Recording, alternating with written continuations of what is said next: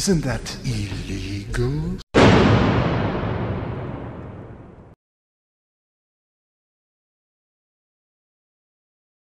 After my last video showing you around my little office, some people have been wondering why I've got Spice Girls stuff all over the place, like the books and the pictures on the walls of the office.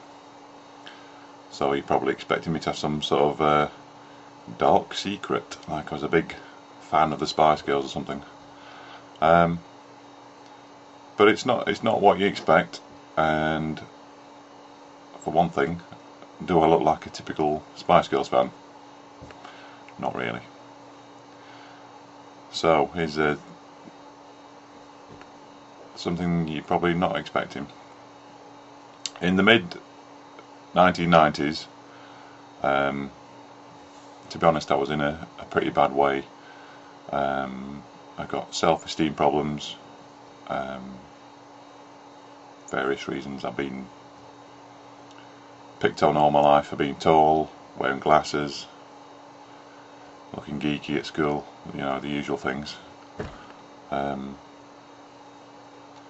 for some reason, when I got older, I wasn't able to cope with it all. I walked out of my job at the time, and I just couldn't function at all. And I was just sad and depressed all the time.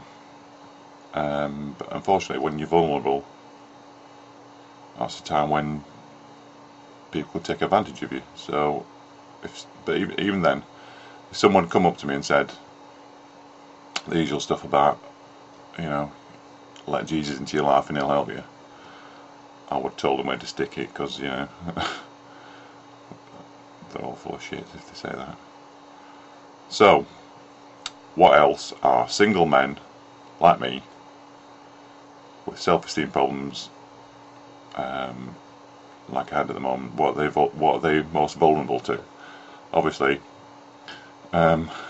women coming onto you is one of the things that you're vulnerable to. I'm not going to go into the details of how that happened, but basically I got into a relationship with someone, and it was great for a couple of weeks. But one of the things that seemed a bit odd was that she never wanted to see me in the daytime, not even at weekends. But you know, I didn't think much of it. Anyway, eventually she decided to tell me that she was part of a kind of charity group that helped people through tough times in their lives, and she thought I might like to be a part of it.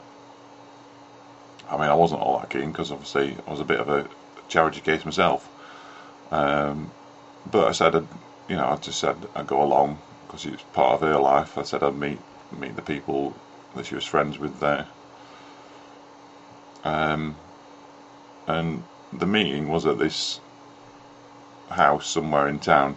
It was a bit run down, but inside there were all these chairs lined up in the living room, about half a dozen people just talking amongst themselves. You know, they all knew each other. My girlfriend told me to sit down and wait there for a bit. Everyone else sat down, they all waited. All of a sudden, she came back in wearing this long yellow costume, whatever. Sort of looked like a toga. Not a toga. Maybe a sari, something, I don't know, some sort of robe, but anyway, something like that. And it turned out that she was like I don't know if lead is the right word, but she was the one who'd organised everything anyway. She stood in front of everyone and gave this talk about how friendship was important to people, but then she went on to say there's things in the world that were bad for society, and there was stuff that were harming the children, and that we needed to put a stop to it. I'm not explaining it very well. Even though I've written this down, it's not coming out very well, and I can't really begin to give you a sense of how compelling it was to me, because in my state of mind it was.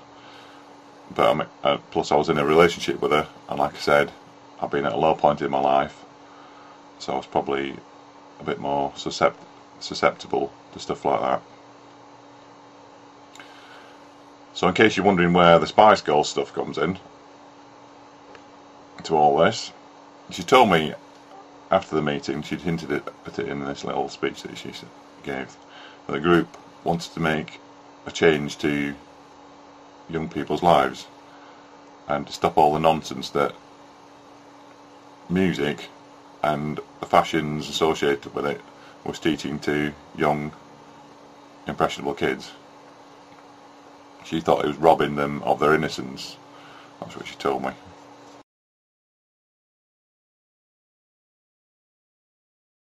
Isn't that illegal?